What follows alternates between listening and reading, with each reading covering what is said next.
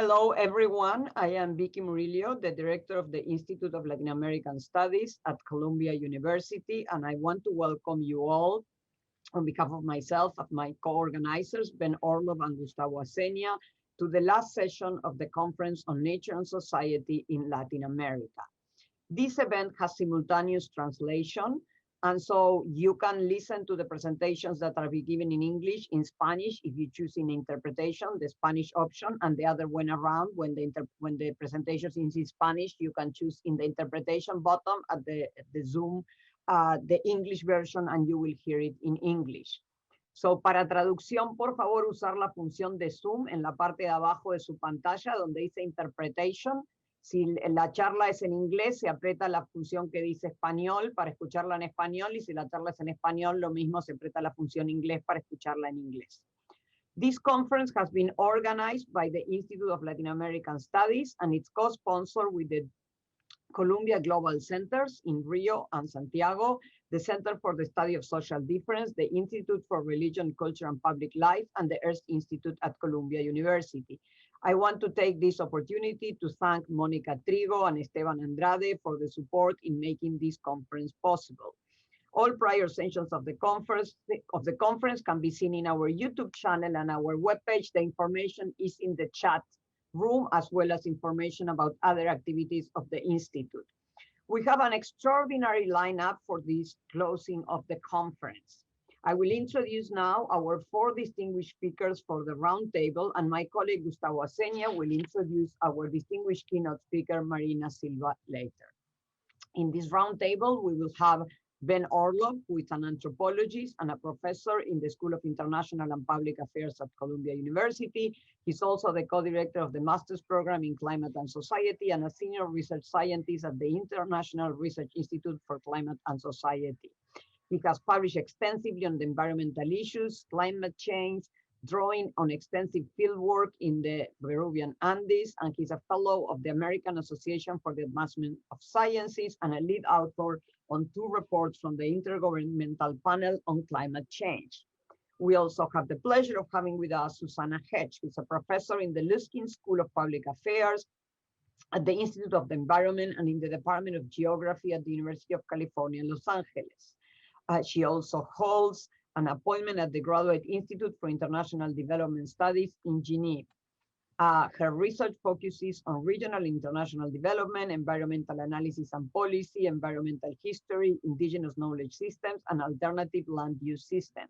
She works on large-scale forest recovery in the Latin American tropics and climate change dynamics in Mexico. She has written numerous books, including her award-winning Scramble for the Amazon and the Lost Paradise of Euclides da Cunha. We also have with us Alberto Acosta, who's an Ecuadorian economist and university professor, as well as an activist in the fight of social movements across the region. He's a judge in the International Court for Nature Rights and has been Minister of Energy and Mining, President of the Constitutional Assembly of Ecuador, and candidate to the presidency of Ecuador. He has written numerous books, including El Buen Vivir, Sumac Kamsai, Una oportunidad para imaginar otros mundos, Salidas del laberinto capitalista, de crecimiento y post-extractivismo, con Ulrich Brandt, and just published Post-Desarrollo, Contexto, Contradicciones y Futuros, co-edited with Pascual García and Ronaldo Mung, and which includes a chapter by Eduardo Gudiñas, who is our last panelist. Eduardo is the director and researcher of the Centro Latinoamericano de Ecología Social and a collaborator of Latin American social movements. He's also an associate researcher in the Department of Anthropology at the University of California, Davis, and a research fellow at the Center for Advanced Studies in the University of Munich. He was the first citizen from the region to receive the Armnas Chair on Environmental and Global Justice at the University of Norway. Eduardo is an expert on problems of development, the environment, and Latin American social movements. He has published widely on extractivism and the rights of nature, and his most recent book in English is Extractivism, just published by Fernwood and Columbia University Press. I have asked each panelist to present for 10 to 12 minutes, and I'm going to be sending you through the chat the time that you have remaining, because we need to finish at 1:15 for the keynote speech by Marina Silva. After the presentations, I will ask some questions. I will be getting questions from the audience in the Q&A. and we will start a dialogue among themselves. The order of presentation is we will start with Ben Orlov, who will bring some of the prior panels to the discussion, followed by Susan, and then probably Eduardo and Alberto, if you don't mind. Thank you very much. And everyone that has arrived after I started for interpretation, you need to choose the language in which you want to hear the presentation. Some of the presentations will be in English and some of them will be in Spanish. So go to the interpretation function and choose your language. Para traducción, por favor, ir a la función de interpretación y elegir el lenguaje en el que quieran escuchar la charla. Ben. Thanks very much, Vicky and Gustavo and others. I'm happy to be here and happy to find my presentation, which is here.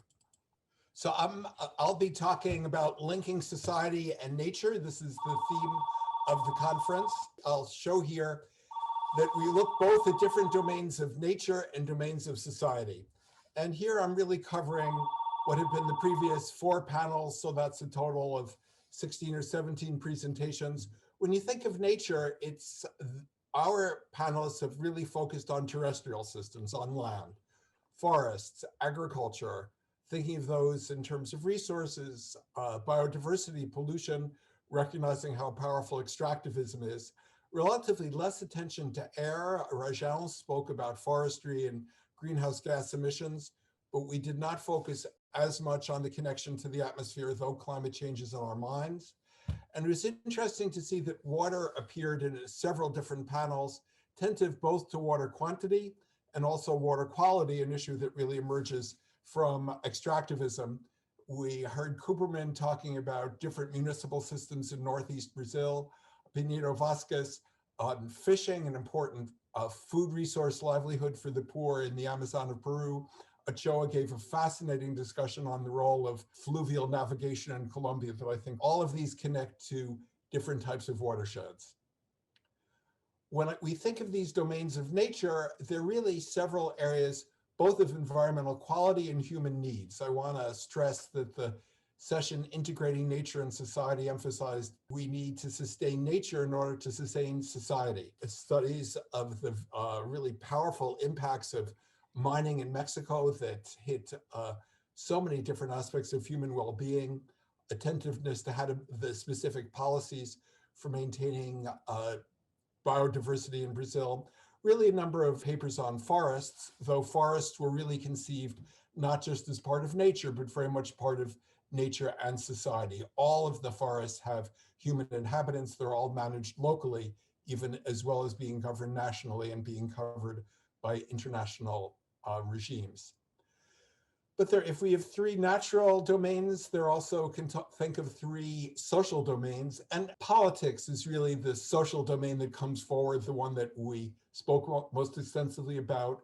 Nonetheless, that's deeply informed by one panel on culture, where there are 3 papers in one panel on culture, and papers by scientists dispersed through several different panels. And we see here, for instance, a mapping of deforestation in the Amazon. But here again, if we're thinking of the forest as part of nature, it's part of society, because the patterning of the deforestation and reforestation is a social pattern as well as a natural pattern. Within the politics, there are really 3 key themes, and we're now getting to the core of the panel. These themes are all significant, I think. There's the question of sustainability, a word that people use without necessarily reflecting what does it mean. And I think in the context of the panel, we think of nature, ecosystems themselves being healthy, productive, with significant biodiversity. I put human well-being here because I really want to bridge physical, medical well-being with economic, at least adequate livelihoods, and also with a kind of sense of identity of culture. The connection to nature is part of being human. And there are so many distinctive ways of experiencing and protecting that connection of humans to nature, powerful theme throughout. Democracy and equity, 2 good words in kind of the politics of nature and society.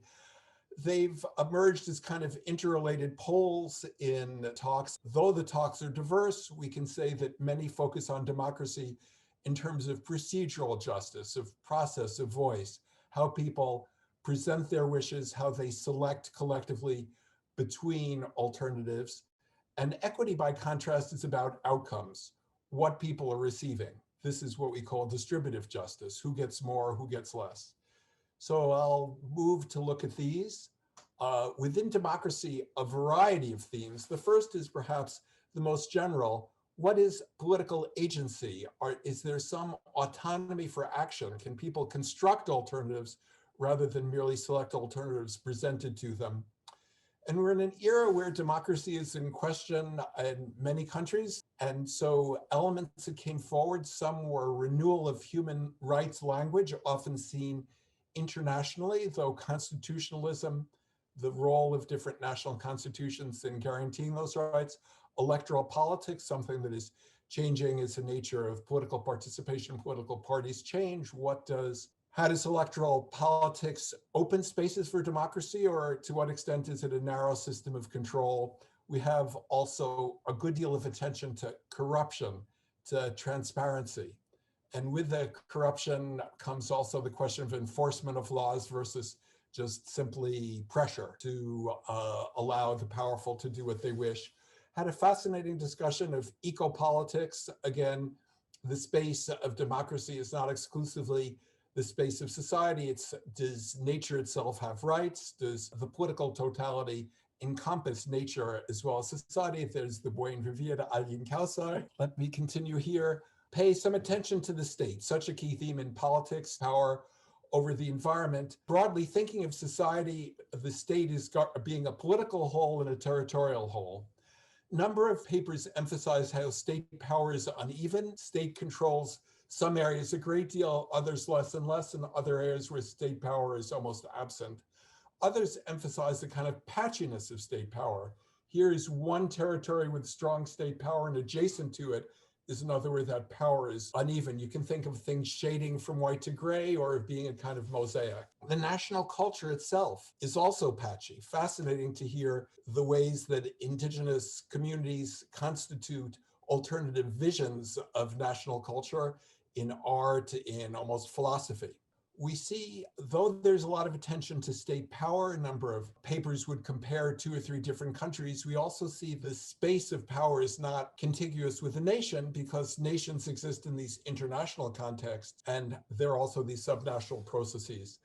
The last 2 points here are ways in which these different aspects of state power allow different local groups, often in areas more rural, conceived of as more natural, to exercise their agency, present their voice, how they can build coalitions. And this notion of coalition building is a key instance of the politics. But also there's that question of equity. It's not just enough to think who voices, who participates in the political process, but who comes out ahead, who does not. Does sustainability, the protection of the environment, only favor the wealthy? And we have seen a few cases where Bethgen in particular are looking at large livestock enterprises, showing that they can be made more sustainable. That's good for the owners and good for the pasture. Who else does it reach? That's kind of a question. Others looked lower in the kind of social and economic scales. Cooperman in Brazil, Mendoza in Mexico, and Peru and Bolivia, showing that the poor are sometimes reached, sometimes not. That's the point of the coalitions. Pinheiro Vasquez raised the really important point of the extremely poor, that some projects that favor the poor may only favor some of those who are relatively low. I'm trying to read the chat and I think I must be running out of time. Is that right, Vicky? So I'll say that we also look at racial minorities, gender issues, multiple dimensions of equity. Just want to have a final slide here about what period of time are we talking about. Some people raise the Anthropocene. Is this kind of a new era? Less of that talk, I think, than in the global north. Want to emphasize also the tremendous weight of colonial history. 2 very powerful presentations documented the colonial expansion into the state, into the territory, into the populace in Brazil and Colombia. And just to say that we think of a number of features that characterize the current era. What are the distinctive characteristics, new forms of democracy, emerging international governance from above, racial politics from below? We're really trying to think, what is this period and what can it tell us about nature and society? There's one slide you can see elsewhere, and I'll close with my thanks. Thank you, Ben. You were very, very good with the time. Only, like, very good. So, Susana, we will pass to you. And again, I say for those of you, la interpretación, aprieten el español o el inglés, el idioma en el que quieren escuchar. For those of you, just choose the language you want to hear in interpretation. First of all, thank you so much for the invitation. And I very much enjoyed the ability to interact on this really fascinating set of papers that were developed. What I'm going to talk about today, and I'm going to focus mainly on Amazonia, is about the questions of what are the dynamics that face the region. And I use the phrase of Euclides da Cunha about Amazonia, which he called the last unfinished page of Genesis. I think the question perhaps of the Anthropocene or Capitalocene or Plantationocene in the dreaded language that is currently used about the scenes here, the issue really is now coming up to being one of apocalypse or reconfiguration because Amazonia is in the process of coming to tipping points. I think we're in a lot of social tipping points. And of course, I needn't mention the impacts of COVID on these systems, and certainly is configuring all our lives as an actant these days. One of the problems is the imaginaries of development, its linkage to modernization. I'm sure Godinez will discuss this more, but a central idea has been that the forest really represents a lack of development, that it's an obstacle rather than a platform for transformation, and that actually the only good economic forest is a dead one or a monoculture. In spite of the really long history of creating wealth through forests, which has occurred throughout all the 9 Amazonian countries. And when we think of South America, even though we think of this big blob as being Amazonia, it actually is one of the most large agglomerations of states. And so there's quite a bit of difference as we go through there. The other thing that I would say is that's very important in this is that a lot of the economies, ecologies, and activities are invisible. So this invisibility is one of the things that actually is part of the sort of modernist perspective of these, and that the value and values of these activities are underestimated or ignored. The other thing is that this simplification has not basically taking down complex systems of 600 species per hectare for one soy system or a few grasses and a cow. Basically has not valued the environmental services at any scale. It hasn't included social costs, nor have they been very concerned about land recuperation. About 30% of the used land in Amazonia is already degraded to some degree. So externalities, really the uncounted costs associated with this model, is not a bug as it's treated in conventional economics, but rather a feature of this system right now. So the problem really is a much more profound question about the relationship of people with nature, which is that we discount it in a lot of things. And as you can see, we have sort of an indigenous or a caboclo household on the Amazon integrating water and land versus complete deforestation. The other thing that I want to mention too is that in a certain sense, what we have is a sort of structural change linked to what I call China Shock 1 and 2. The first was when Chinese manufacturers came in and China became part of the world, the ITO. It basically undermined the incipient industrial and manufacturing arenas of pretty much all the Amazonian countries. This meant that they sort of embraced the resource curse as a resource, as a Faustian bargain in a certain sense, and in essence became much more rentier economies. Now, just as an example of the $200 billion of exports from Brazil, only 4% of those are manufactured. So China Shock 1 really was a contributing force in the reconfiguration of these economies. And then China Shock 2 is the extraordinary demand of Chinese economy. Well, there's this distorted development. as I just mentioned, it's really ascendant in national economies. It's part of both extractivism and neo-extractivism, which I'm sure will be discussed later. The other thing is it became kind of a safety valve for failed policies, both failed industrial policies and failed employment policies. And so in this sense, both the clandestine and agrarian reform and large-scale infrastructure became sort of jobs ideas when faced with failed development elsewhere in the economy. So in a certain sense, it's been its trump card. I'm going to also emphasize the uneven development, the rentier state. You have a huge amount of clandestine and unstable economies at multiple scales. This speaks to the issues of corruption. But land grabbing and land frauds, land speculation, illegal logging, contraband of multiple types, illegal mining, corruption, illegal clearing, violence, and high rates of internal and urban migrations. So that's sort of reflected in the kinds of landscapes we see here. We can expect more of that as a function of these large-scale infrastructure and then the expansion of hydrocarbon economies, not to mention other kinds of gold as well. The point that I would also really like to make here, and which was surprisingly absent, was the lack of attention to the urban question, which of course is a singularly important one, given that the majority of Latin American inhabitants actually live in cities, and in the tropical cities of Amazonia in particular, you have inhabitation rates of well over 70 and nudging around 80%. First of all, these places were not just forests forever. Amazonia has a long urban history, including pre-Columbian history. The other thing is that Amazonian livelihoods now sort of interact between the urban and the rural, formal and informal, waged and family, and petty extraction and subsistence. So this portfolio thing involves Rio Rosa y Quintal, the river, the agricultural area, and the garden. The economies are highly seasonal. The other thing is that we see a lot of what are called multi-sided households, which is that you can't really live in the rural without the urban, and you can't live in the urban without the rural. So that what we have is a very complex style of income formation, and that's sort of been off the agenda, but it's actually quite imbricated in the form of urbanization that we see here.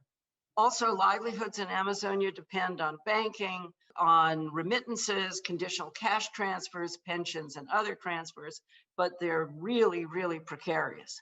So it's important to keep in mind in this human culture, nature thing, that the built environment, we all now are becoming quite accustomed to thinking of the Amazonian forests and forests in Latin America in general as being built, constructed landscapes.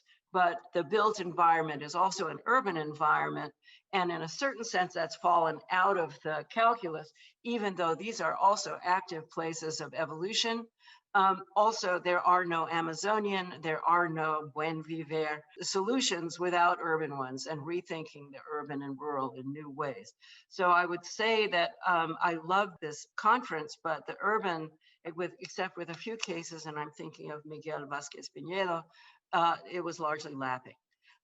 We know that we can change the dynamics of deforestation through a number of things, and I'm going to try and finish up quickly here. Environmental institutions, aligned governance, lots of monitoring, enforcing environmental laws, green commodity chains, participatory regional actors, science-based policy, indigenous-based policy, social institutions to support livelihoods and social movements for equity. Those will give you a decline in deforestation, also with, it has to be said, a little bit of leakage here, and I won't go into that. But we're now living a natural experiment, which is that we take all of those things that I showed in the last slide and just take them off and see what happens. Well, I think that I don't have to go into this into too much area, but there's little environmental enforcement, little protected area demarcations, that's broadly indigenous areas, traditional areas, and so on. So protected area is a big concept. Promotion of monocultural systems no environmental cost or externality accounting. Those of you who've been following Brazil will know that the environmental licensing law has been sort of overturned. So if you think this rising thing looks horrible, just watch deforestation go up. The value of forests are kind of as fertilizer, short-term fertilizer. And we're looking at both a kind of eco and social necropolitics. And I don't have to mention the COVID issues and the potential for future pandemics emerging from this kind of transformation. Final two slides here, I'm just trying to zoom through here, so to speak, is that first of all, one of the things that I think is really important is that the indigenous and the traditional is not niche. That is, these are not sort of some kind of folkloric or, you know, like nostalgic models that, you know, the scientists and university types like, but rather that nature of science and the nature of working production systems have been informed by indigenous knowledge, European science, and major global commodities that transformed the world. Quinine, manioc, sweet potato, and of course rubber. You couldn't have had the Industrial Revolution without it, and you couldn't have had the current transportation dynamics without it. So it's important to understand that this place has been a generator of the modern world in very substantive ways. Anyway, I'm not going to go into this in too much detail. It's important to remember that because many Amazonian countries are in fact majority indigenous populations with very different relations, views and ontologies and epistemes about nature and culture and economy. So of course, the Pachamama, the Buen Vivir, and many other forms of this. Also, I would say that indigenous movements have extraordinary political skills, otherwise they would not have survived so well or survived at all in national politics over the last 500 years.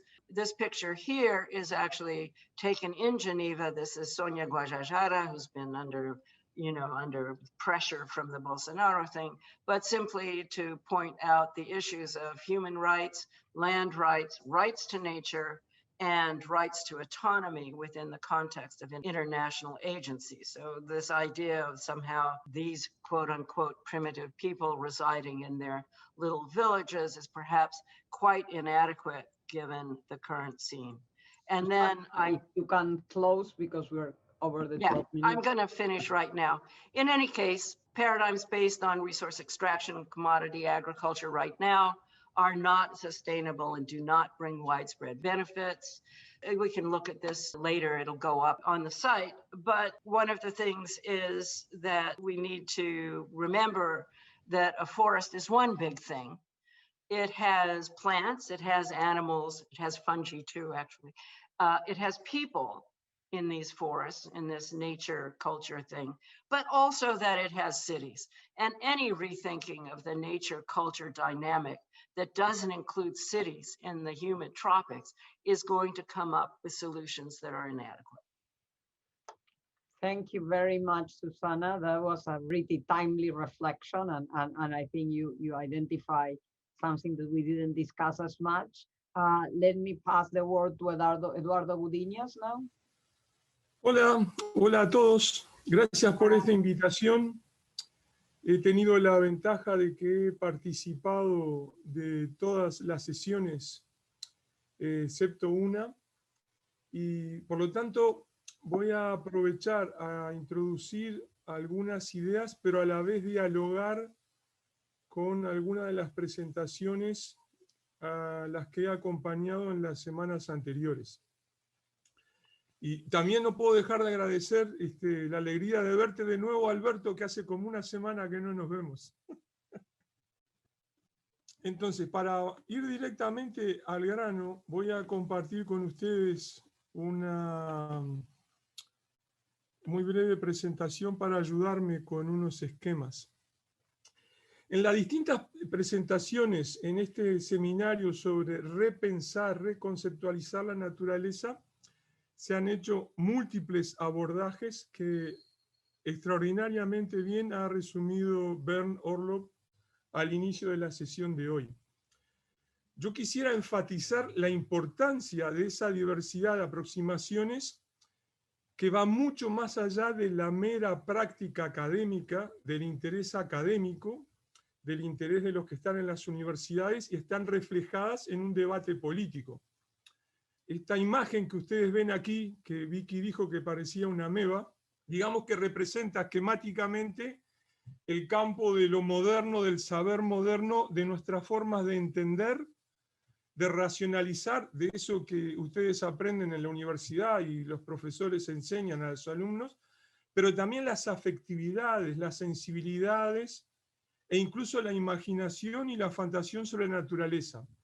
Y en ello hay varias posiciones distintas. Ahí coloqué solo dos, una en azul y una en rojo, posiciones sobre la naturaleza enfrentadas. Para vincular esto a un ejemplo directo de estas últimas semanas, puedo tomar el debate político en Perú, donde los dos candidatos que disputan el balotaje presidencial son Keiko Fujimori y el maestro Castillo. Entonces, eso mirado de afuera, y sobre todo de la academia, y en especial de la Academia del Norte, que siempre me impacta, lo ven como cuestiones muy distintas, incluso varios académicos militantes ponen ahora sus esperanzas en Castillo como un resurgimiento de algo así como una izquierda popular, y sin duda son dos estrategias, dos discursos muy distintos. Pero lo que quiero aquí enfatizar para nuestra mesa redonda es que los dos enfatizan el uso de los recursos naturales, explotar hasta la última gota de petróleo, hasta el último galón de gas natural y hasta el último kilo de cobre o de cualquier otro mineral. Y difieren en los agentes encargados de esa apropiación. Fujimori ve eso vinculado a las empresas privadas, especialmente transnacionales. Castillo plantea un fuerte componente estatal. En el léxico de él simula lo que ocurrió en Bolivia y en Ecuador. Pero los dos plantean aprovechar la naturaleza, y la naturaleza está vista como una fuente de recursos a utilizar en toda su identidad. Puede plantearse que tras largas décadas de estrategias conservadoras, pasar desde el privatismo de mercado en esa relación con la naturaleza hacia el rojo esquemático de Castillo puede ser un avance. Pero ya hemos visto por los países vecinos que de ese rojo, especialmente los progresistas, en forma muy simple también se puede volver a una visión conservadora, a una postura conservadora. Entonces aquí tengo mi primer punto. En buena medida estamos discutiendo diferentes formas de instrumentalizar concepciones preestablecidas que no escapan de la ameba moderna, no escapan de ese campo, sino que discuten cómo repartir los beneficios económicos, los actores que aprovecharán esos beneficios económicos, cómo son o no son perjudicados otros actores sociales, los modos de integrarse en la globalización y así sucesivamente. Frente a esta situación, en el continente ha habido algo que en forma muy esquemática, tal vez injusta, pero creo que sirve como metáfora, podemos llamar una naturaleza en resistencia. Los más conocidos posiblemente para la academia estén en aquellas expresiones que otorgan agencia a diferentes componentes de ese mundo no humano, de aquello que está en lo que se puede denominar como naturaleza, ambiente, ecosistema y así sucesivamente. Seguramente las más conocidas son aquellas expresadas al otorgarle agencia humana, por ejemplo, a cerros o sitios específicos, o colectivos que incluyen seres vivos y su soporte físico. También en paralelo está, y me parece importante subrayarlo, una naturaleza en resistencia hecha desde el mundo más occidental que critica a la propia racionalidad y afectividad de ese mundo occidental, que es el ejemplo que está tomado en la fotografía de la derecha, por lo menos en mi pantalla, que es ese árbol humanizado, que es una representación artística de una expresión que ocurre, por ejemplo, aquí en Uruguay, donde lo pongo como caso relevante, porque no tiene ninguna vinculación con ninguna creencia, postulado o sensibilidad de pueblos originarios, porque no los hay. Entonces demuestra cómo esa reconstrucción de otra naturaleza también puede ocurrir entre nosotros. Sea por una vía o por la otra, lo que está en marcha es una ruptura de ese campo de saberes, afectividades e imaginaciones que sostienen las racionalidades, las sensibilidades que ameritan esa externalidad de la naturaleza.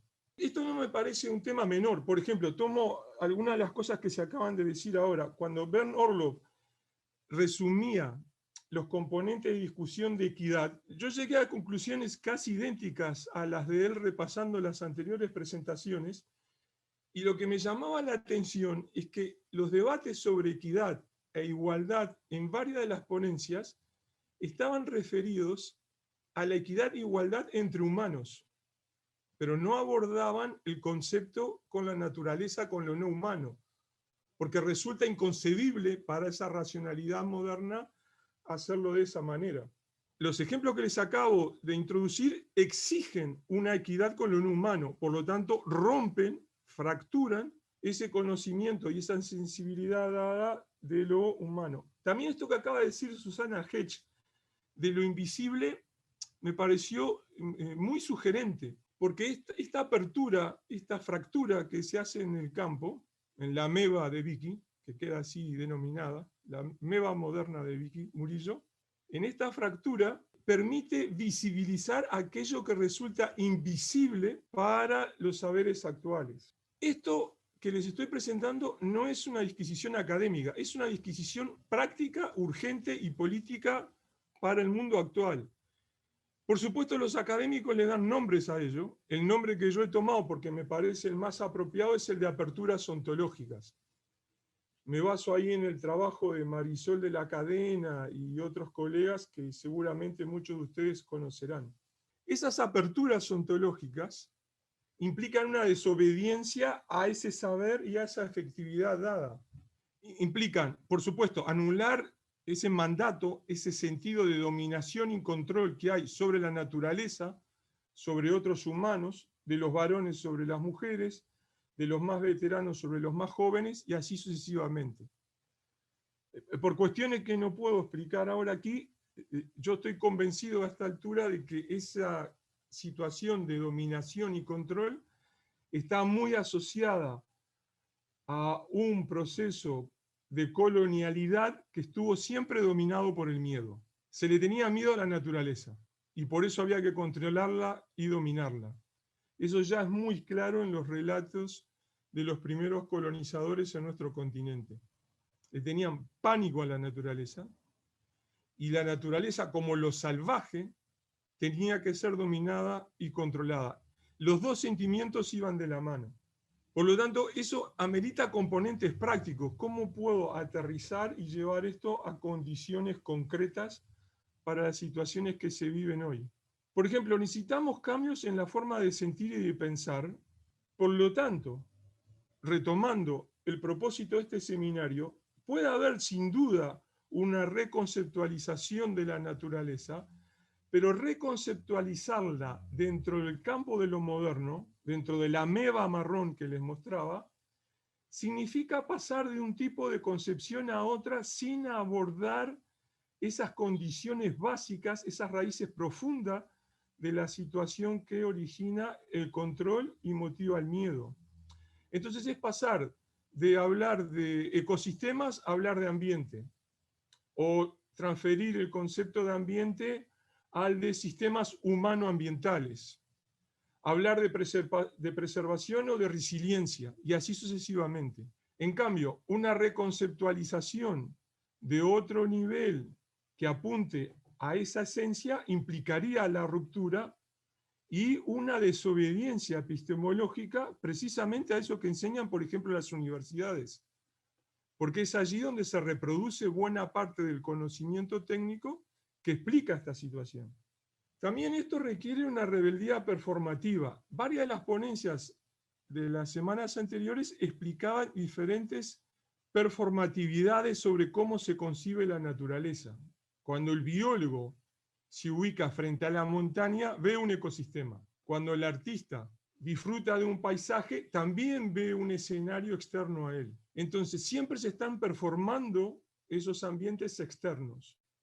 Una reconceptualización de la naturaleza en este otro plano más profundo al que hago alusión implica hacerlo de otra manera, vincularse a colectivos socionaturales donde se diluye esa dualidad entre sociedad y naturaleza. Eso implica identidades expandidas, identidades donde la propia identidad personal requiere, exige y es parte de la integridad y presencia de un ambiente de una cierta naturaleza. Hay múltiples ejemplos de eso. Las personas en las ciudades, muchas veces esto les resulta raro y extraño, pero no es nada raro ni ajeno que muchos varones de los que tengan más de 50 años tengan una identidad expandida con un Ferrari rojo, por ejemplo. Entonces eso está ahí presente y depende cómo se construye, cómo se elabora. En el fondo, varios de estos cambios implica apostar a unos cambios en la valoración de la naturaleza. Eduardo, si puedes ir cerrando. Sí, mi último punto. ¿Lo puedo decir o me callo? Sí, claro, claro. Que es este punto que está ahí de reconocimiento del valor intrínseco en lo no humano. ¿Por qué? Porque ese conocimiento de lo moderno, en todas sus variedades, en todas sus manifestaciones, comparte que únicamente el ser humano es sujeto de valor y es el único que puede asignar valor. Entonces, por lo tanto, un primer paso en esa quiebre, en esa apertura más allá de lo moderno, implica aceptar la valoración en lo no humano. Y en ello ya terminé. Muchísimas gracias. Muchísimas gracias, Eduardo. Para los que, for those of you who need interpretation, check in the link. There were a few questions in the Q&A about it. Esteban, if you can answer people who's having trouble with interpretation. Los que necesitan interpretación, clique en el idioma que quieren en interpretation. Y está también esto en Facebook Live. Alberto, te dejo la palabra. Y muchas gracias. Muchas gracias a ti, Vicky. Muchas gracias a quienes me han invitado a participar en este encuentro, aunque lamento mucho que no haya sido presencial. Me había ilusionado mucho encontrarme con ustedes, con Eduardo Gudinas en la Gran Manzana. Incluso conseguí visa para entrar a los Estados Unidos. Fue quizás la última gestión que hice con mi pasaporte. Y ahí está guardado el pasaporte y la visa. Y parto por señalar entonces la necesidad de darle una vuelta al tema central de estas jornadas, reconceptualizar la naturaleza y la sociedad. Creo que lo que tenemos que hacer es reconceptualizar la sociedad desde la naturaleza, entendiendo que los seres humanos somos naturaleza. Entonces, planteo una lectura desde lo que podríamos decir son los derechos de la naturaleza.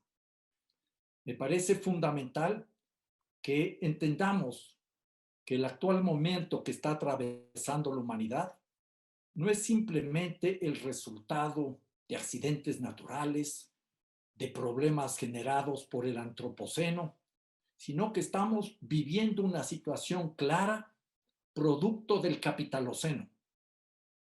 Ese es el punto de partida de lo que estamos viviendo. Esta crisis multifacética, sistémica y también con rasgos civilizatorios. Me preocupa a mí mucho que estamos ya superando los límites biofísicos y lo que es más grave, que queremos acelerar el retorno a la normalidad con más de lo mismo, que será más de lo peor. Crecimiento económico, exportaciones, inversiones, consumo e individualismo en forma exacerbada. Me parece que la degradación ambiental que hemos provocado los seres humanos en el Capitaloceno es la responsable, entre otras causas, por supuesto, de las graves violaciones a los derechos humanos fundamentales, el derecho a la salud, el derecho a la comida, el derecho al agua, el derecho a la vivienda, inclusive el derecho al trabajo, derecho que algún día deberíamos irlo sustituyendo por el derecho al ocio, porque exigir en el capitalismo derecho al trabajo es exigir o mantener el derecho a la explotación de los seres humanos. ¿Qué es lo que vamos a ver en los próximos meses y años si vamos a más de lo mismo, que es más de lo peor? En el sur se expande la frontera extractivista y la minería, como bien anota Eduardo Gudinas, dará paso a nuevas amputaciones de la madre tierra que atropellan a personas y comunidades que viven directamente de la tierra y de la naturaleza.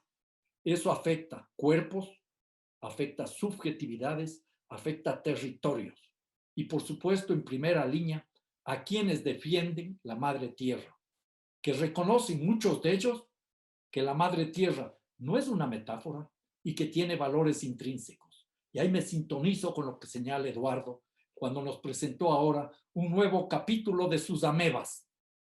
Conozco muchas de las amebas de Eduardo. Va avanzando. Y es muy interesante cuando él habla de las aperturas ontológicas, las rupturas en parte a la rebelión y la desobediencia que me parecen fundamentales. Un segundo punto que quisiera mencionar yo, que esta dura realidad demanda reconocer y fortalecer el principio de responsabilidad de los seres humanos para preservar los ciclos de la naturaleza y reconocer su relevancia. Este sería un ejercicio de egoísmo ilustrado, porque si destrozamos la naturaleza, no vamos a tener dónde vivir los seres humanos. No va a haber economía. Si seguimos incendiando la Amazonía, no solo que va a generar graves problemas a quienes viven en la Amazonía, sino por los cambios climáticos globales, que son ya un colapso climático global, los problemas van a ser peores. Entendamos que los seres humanos somos naturaleza. No podemos seguir explotándola. No podemos seguir destruyéndola. La naturaleza puede vivir sin seres humanos, pero nosotros no podemos vivir sin naturaleza. Y entonces aceptar esto confronta elementos fundacionales de la modernidad, cuestiona la proposición dominante que entiende al ser humano al margen de la naturaleza para dominarla y a la postre para destruirla. Esto nos lleva entonces a recuperar aquellas visiones, valores, experiencias y prácticas que hay en los mundos de los pueblos originarios, o como decía Aníbal Quijano, en la indigenidad, que no solo está presente en los Andes y en la Amazonía, sino en muchas otras partes del planeta. E inclusive podemos sintonizarnos, también ya lo mencionó Eduardo, con algunas reflexiones que provienen desde dentro de la humanidad y contribuyen a estas rupturas ontológicas, a estas rebeliones que están en marcha en muchas partes del planeta. Un tercer punto que es fundamental entonces es ir pasando de la visión de naturaleza objeto a la naturaleza sujeto, y eso cobra fuerza. Y entonces aquí no solo que tenemos que aceptar que somos naturaleza, sino que esto es para mí fundamental, he ido aprendiendo en el tiempo, que más allá del proceso de mestizaje, desde quienes resisten a la conquista y colonización, los pueblos originarios, y de quienes defienden la naturaleza, incluso como planteaba Eduardo, en ciudades como en Montevideo, hay que aceptar que la naturaleza nos da el derecho a vivir. Y podemos hablar, si ustedes quieren, de un derecho salvaje, entre comillas. Y tenemos ya ejemplos en esa dirección. Rescato los derechos de la naturaleza constitucionalizados por primera y hasta ahora única vez en la Constitución de Ecuador del año 2008. Rescato también todas aquellas respuestas en otros países en donde no están constitucionalizados los derechos de la naturaleza, pero comienza a verse a la naturaleza como sujeto de derechos. Ríos, por ejemplo, en Colombia, en Nueva Zelanda, el agua en los mismos Estados Unidos. Entonces, esto nos demanda una lectura diferente de nuestra sociedad desde la naturaleza. Hay que superar las formas de organización antropocéntricas para volvernos a reencontrar con la naturaleza. Pero no simplemente reencuentros discursivos, porque hay en muchos países de nuestra América Latina, sobre todo en aquellos gobiernos de corte progresista, que levantan los discursos de reencuentro con la naturaleza o los derechos de la naturaleza y en la práctica, casa adentro, destrozan la naturaleza. Entonces hay que superar esta acción ideológica brutal de la modernidad que separó cultura como civilización de natura como naturaleza. Y ahí quedó expedita la vía para dominar y manipular la naturaleza. Este es un principio difícil de contradecir y de desmontar, pero es fundamental hacerlo. Yo he aprendido que es mucho más difícil romper las tradiciones que saltar por la sombra de uno mismo. Entonces, ese es el gran reto que tenemos en la humanidad.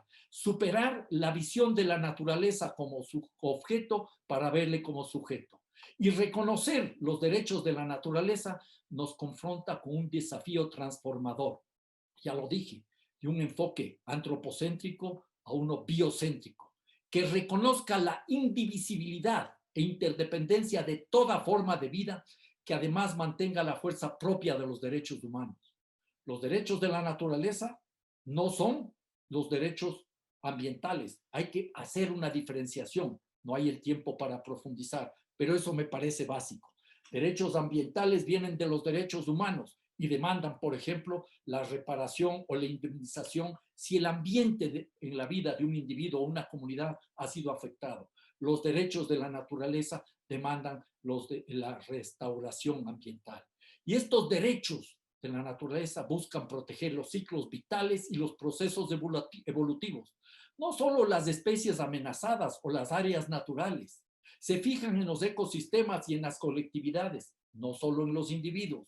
Aspiran a que se garantice la persistencia y sobrevivencia de las especies de sus ecosistemas y pensemos en la importancia que tiene proteger la Amazonía como un todo y no transformada en una suerte de tablero de ajedrez con cuadrículas de protección mientras se sigue la destrucción, porque eso no va a ayudar a resolver los problemas.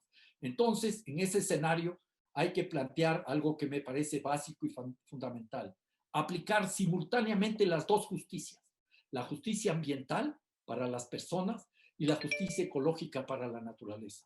Dicho de otra manera, justicia social y justicia ecológica van de la mano. Quiero concluir entonces señalando que no hay oposición entre derechos humanos y derechos de la naturaleza. Son complementarios. Y eso, por último, nos lleva a repensar el mundo, la sociedad, la economía, la vida política desde la naturaleza como sujeto de derechos. En mi calidad de economista he aprendido ya, luego de muchos años de buscar alternativas dentro del establishment, que hay que salir de la caja.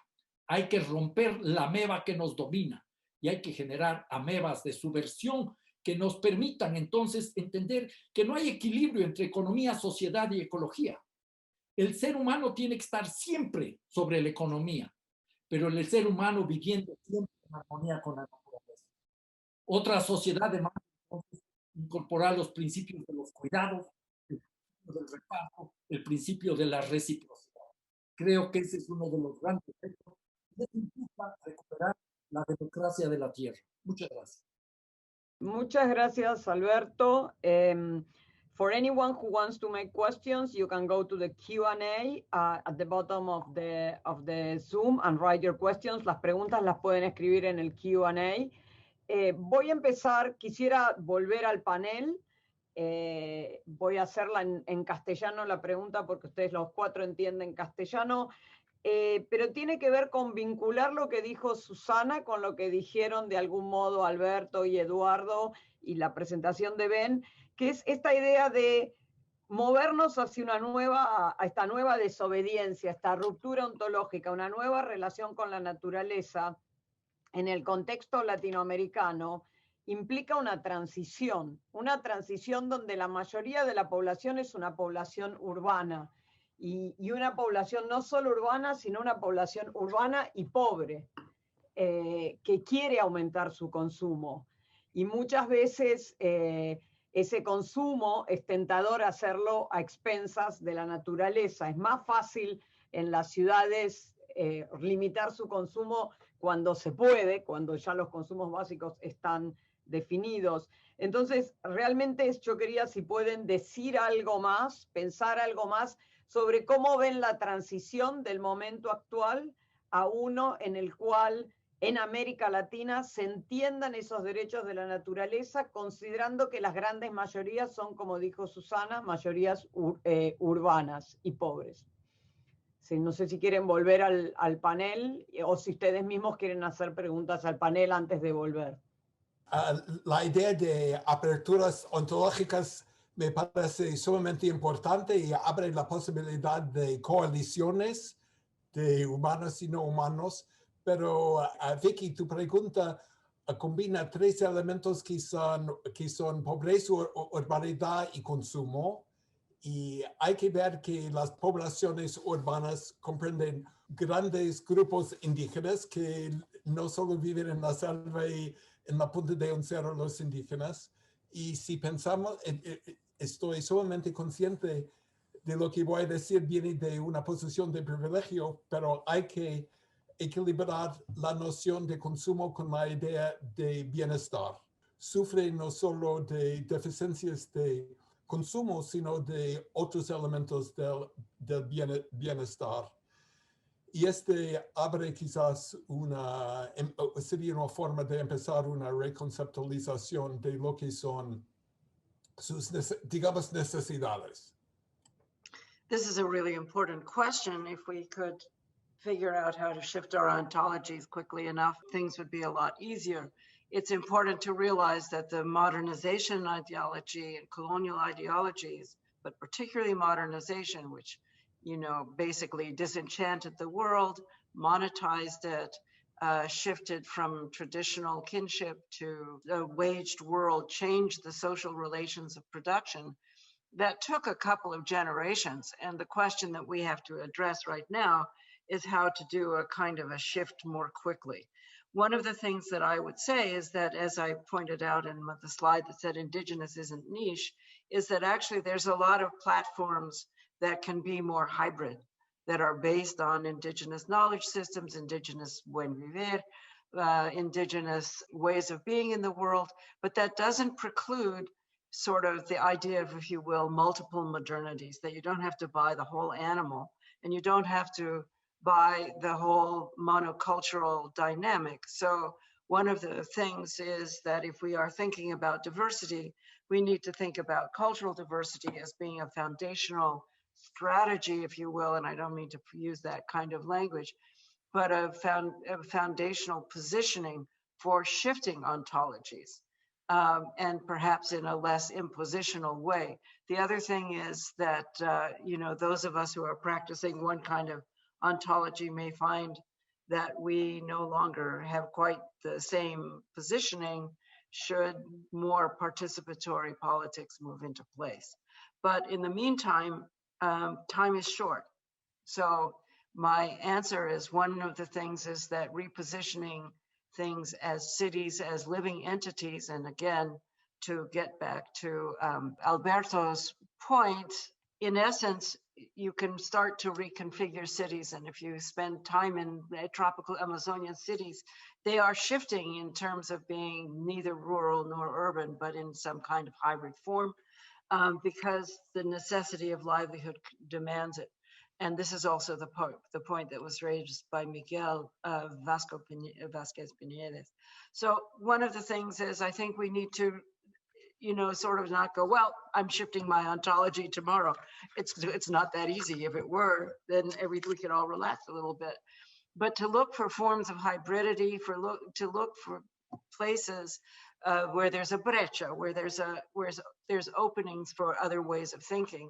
And also that, you know, we are working at multiple scales now all the time. That's the other thing that's come up.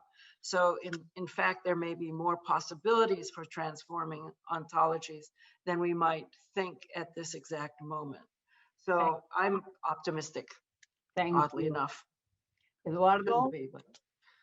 Bien, al menos en mi experiencia en los países de América del Sur, lo que podríamos decir la gente, los grupos populares, tienen visiones contradictorias sobre esto. Por un lado, les gusta, sin duda, tener una pantalla plana para ver el partido de fútbol. Pero por otro lado, también están cansados de estar una hora en un medio de transporte para ir a un empleo mal pago. Entonces, creo que hay sobre todo responsabilidades de nuestro lado y que las opciones de cambio que muchos quisieran, sobre todo por la mala calidad de vida para las mayorías en las ciudades, las opciones de cambio que nosotros ofrecemos no son del todo atractivas y muchas veces son genéricas. Dicho esto, doy otro paso más. Por lo menos desde hace 10 años se discute en varios países lo que se denominan transiciones post-extractivistas, que implican cómo abandonar la dependencia de los monocultivos, por ejemplo de soja, de la exportación de minerales, de petróleo y así sucesivamente, que al día de hoy son muy detalladas. No las puedo resumir aquí porque si no Vicky Murillo me va a cancelar el audio, pero son muy detalladas. O sea, sabemos cómo cambiar el régimen tributario, sabemos cómo introducir cambios productivos, sabemos cuáles son las medidas de política para gestionar el espacio y así sucesivamente. Hay una demanda de esto ahora en la pandemia. Fíjense, veo que va a estar Marina Silva. Brasil, en un hecho inédito, entró en insuficiencia alimentaria con millones de personas que no tienen acceso a una canasta de alimentos adecuada. En uno de los países que es uno de los más grandes agroexportadores de alimentos, con el rodeo de ganado más grande del mundo, primer productor, por ejemplo, de soya. Entonces, las transiciones post-extractivistas alertan de que esa apropiación de recursos naturales, esa destrucción de la naturaleza, no es para la satisfacción de nuestras clases urbanas, es para alimentar unas necesidades de mercados globales. Entonces, por lo tanto, es indispensable una desvinculación selectiva de esa dependencia comercial. Y los países de América del Sur, si establecen estrategias de complementación productiva a través de una articulación ecológica entre qué se puede obtener de la tierra con el menor impacto ambiental, resolverían todos sus problemas de alimentación y habría una completa erradicación del componente de nutrición de alimentos en la pobreza. Y todo esto está modelizado hasta el cansancio. No es que no haya datos empíricos para fundamentar estas transiciones. Lo que sucede es que esa ameba, esa racionalidad de lo moderno, constantemente bloquea este tipo de alternativas porque las considera inconcebibles. No ve que haya un límite más allá del desarrollo. Gracias, Eduardo. Y antes de dejarte, Alberto, voy a decirte un tema que ya miré todas las preguntas. La primera era esta, el tema de la tecnología también, si puedes, o sea, empezar la transición, ¿cómo piensas el tema de la tecnología y si también juega algún papel en esa transición? Claudio Lozana pregunta sobre energías que permiten tecnologías que permiten hacer energías limpias y renovables, o sea, si la tecnología juega algún papel también en esa transición. Alberto, Sí, tienes la última palabra. ¿Lo de la tecnología es para mí? Le decía Alberto, en realidad era para ambos, pero si Alberto lo puede incluir en su presentación. Es que quieres, Woody, de algo, si no digo yo también. Sobre No, di todo, vas a decir lo mismo que yo. Nos van a dejar sin litio. Listo. Exacto. Pero ese no es el problema de fondo. Voy a hablar también de tecnologías, pero quisiera yo empezar sintonizándome con lo que señaló Ben. De una u otra manera, nosotros hablamos desde el privilegio. Comemos 3 veces al día. Seguro que Eduardo come más que yo. Tenemos techo. Tenemos muchas de nuestras necesidades básicas cubiertas. Yo lamento estar todavía sin la vacuna del coronavirus y no sé cuándo me van a vacunar. Pero eso es una cuestión anecdótica. Yo al menos no estoy en capacidad de decirle a nadie qué es lo que tiene que consumir y qué es lo que tiene que vivir, cómo tiene que vivir. Eso es claro y es evidente. Pero lo que sí debemos asumir es la necesidad de hacer un esfuerzo para reencontrarlos con la naturaleza, no para protegerla intocada, sino para garantizar simultáneamente la justicia ecológica y la justicia social. Eso me parece a mí que es fundamental, porque proteger la naturaleza a secas sería un acto de jardinería, no avanzaríamos. Ese es el gran reto que tenemos entre manos. Eso implica entonces que no se pueden sostener las desigualdades existentes en el planeta. Tenemos que entrar con soluciones de fondo.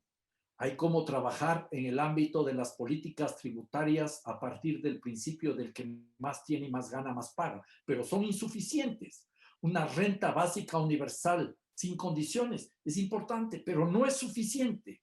Habrá que dar paso a una redistribución de la riqueza. En medio de la pandemia, los grupos económicos más ricos se enriquecieron mucho más.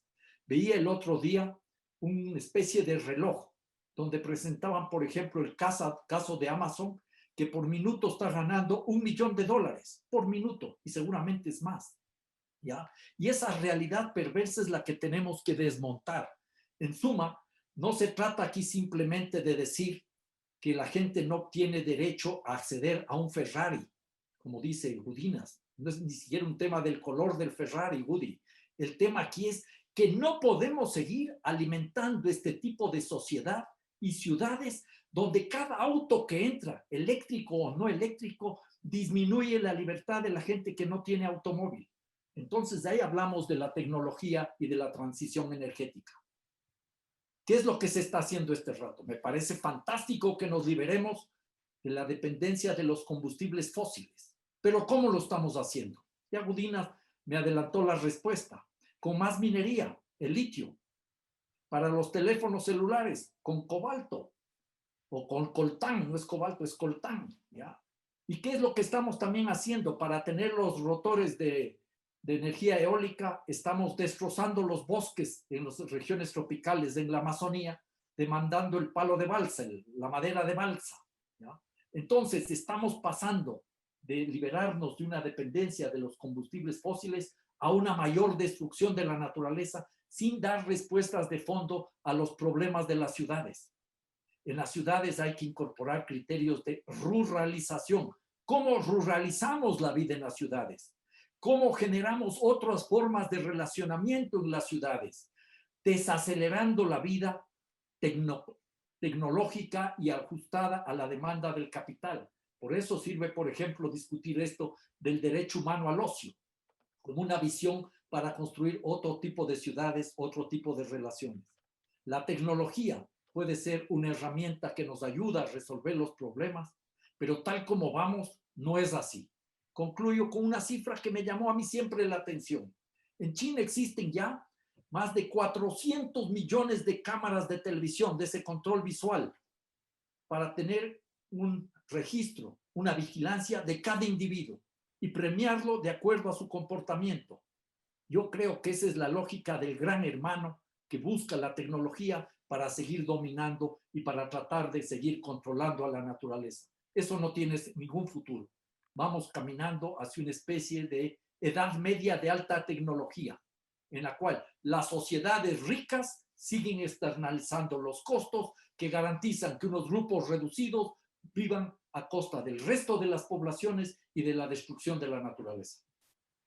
Muchísimas gracias, Alberto. Muchísimas gracias a todo el panel. Thanks to the fantastic panel, Ben, Susana, Alberto, Eduardo. I think this has been incredibly rich. We are going to shift now. It's 2:15 to the next part of this, to Marina Silva's presentation, and I'm going to give to shift my chair role to Gustavo Acenia, who's a co-organizer. Thank you. Thank you, Vicky, and thank you to all the panelists for an excellent discussion. Just a note to whether Marina is going to be speaking in Portuguese, and I'm going to introduce her in Portuguese. Anybody that wants to listen in English, there'll be translation. You just have to click on the translation button at the bottom of the Zoom. So switching over to Portuguese. Então, eu tenho um enorme prazer de introduzir a nossa keynote, a Marina Silva. Tivemos a honra de receber a Marina aqui na Colômbia uns anos atrás, quando a questão da política ambiental no Brasil já estava passando um momento frágil. Infelizmente, o contexto atual da política socioambiental se tornou ainda mais grave. Neste contexto, a presença dela hoje aqui se tornou ainda mais importante, considerando o papel de protagonismo que ela continua exercendo no combate ao desmatamento, degradação ambiental e da defesa de direitos humanos e territórios de povos indígenas e tradicionais. A Marina é ex-senadora, ministra do Meio Ambiente e candidata a presidente nas últimas 3 eleições. Ela também é fundadora do partido político Rede de Sustentabilidade. Ela é reconhecida mundialmente por defender o meio ambiente, comunidades tradicionais, justiça social e desenvolvimento sustentável por mais de 30 anos. Ela liderou a criação do Plano de Combate ao Desmatamento na Amazônia, que reduziu em 80% as taxas de desmatamento, evitou a emissão de cerca de 5 bilhões de toneladas de CO2 e criou 25 milhões de hectares de áreas naturais protegidas na região. Realmente, durante a gestão dela, houve muitos avanços na questão ambiental e, infelizmente, as coisas têm mudado nos últimos anos. A Marina tem sido homenageada pelo seu papel de protagonismo, com o Prêmio Ambiental Goldman, a Medalha do Duque de Edinburgh, da World Wildlife Federation, Prêmio Campeões da Terra das Nações Unidas. Além do seu papel no ambientalismo e na política brasileira, a Marina é professora, especialista em psicopedagogia e teoria psicoanalítica. Então, é com enorme prazer que eu passo a palavra para a Marina. Só avisar que no final da fala dela teremos a oportunidade de endereçar algumas perguntas. Vocês podem pôr as perguntas dentro do Zoom e a gente vai passar essas perguntas para ela. Então, muito obrigado por sua presença aqui conosco, Marina. Um enorme prazer. Muito obrigada.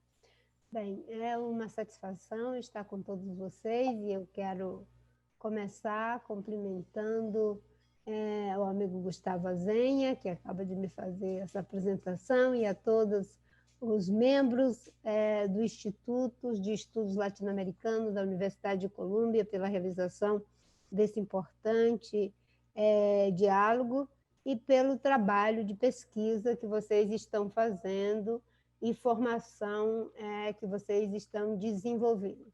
Eu considero o título desse diálogo muito importante, ao mesmo tempo muito relevante. Tive a oportunidade de poder ouvir um pouco o que estava sendo apresentado aqui e achei muito interessante o que eu pude ouvir. Então, já quero parabenizar todos que me antecederam, né? Repensar a natureza e a sociedade na América Latina é, no meu entender, uma emergência e um tema que faz com que a gente se sinta altamente motivado. Motivado porque a América Latina, eu diria, pode ser uma espécie de território do renascimento. Aqui nós temos ainda uma densidade populacional baixa, se comparada a várias regiões do mundo. São cerca de 600 milhões de habitantes. Temos grande quantidade de recursos hídricos, de áreas agricultáveis, de recursos minerais. Temos uma riqueza incrível em termos de biodiversidade. Temos uma diversidade cultural que resistiu a todas as pressões e perseguições e que faz parte de grandes soluções, com certeza, para os desafios desse mundo em grave crise. Portanto, repensar a nossa relação, né, com a natureza e a sociedade passa por uma ideia de que essa parte do mundo não poderia estar sendo vista como problema. Deveria estar sendo visto por empresários, por governantes, e por aqueles que podem ser nossos parceiros em termos econômicos, culturais, geopolíticos, enfim, como parte e boa parte da solução.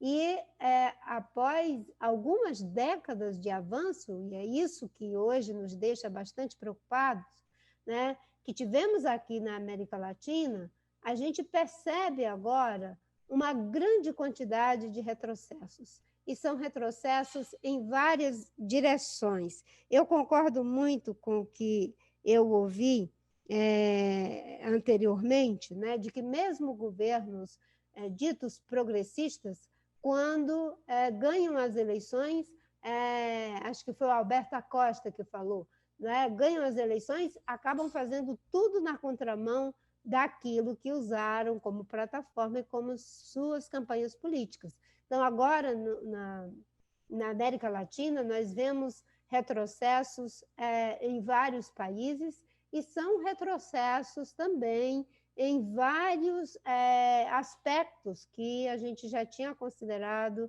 que estávamos tendo avanços. Por exemplo, nós temos retrocessos, sem sombra de dúvidas, né, em políticas sociais, temos retrocessos no respeito aos povos originários, são retrocessos em relação à questão ambiental e temos também graves retrocessos do ponto de vista da nossa democracia. A todo momento nós estamos sendo surpreendidos, não é, com problemas que colocam em questionamento a democracia na América Latina. E o acompanhamento que foi feito pelo Latino Barômetro, acho que foi em 2021, coloca que a democracia está passando por uma série de questionamentos por parte da população latino-americana. No caso, o Brasil é um dos países que mais tem feito esse questionamento, infelizmente. Mas eu queria iniciar, não é, colocando algumas questões que eu considero relevantes. Em primeiro lugar, não é, quando a gente vai pensar essa relação com a natureza, talvez fosse interessante a gente pensar, né? Esse debate se coloca agora com muita força. Todo o nosso esforço, ao longo de milhares de anos, foi para criar leis, criar mecanismos, tecnologias que nos fizesse romper com os limites que a natureza nos impunha. Fizemos um processo, um caminho, um percurso, não é, de tentar domar as forças da natureza. Eu não sei se dá para perceber, mas aqui ao meu lado eu tenho uma imagem, está com uma iluminação, acho que dificulta a leitura da imagem, mas é uma pequena réplica do Grito.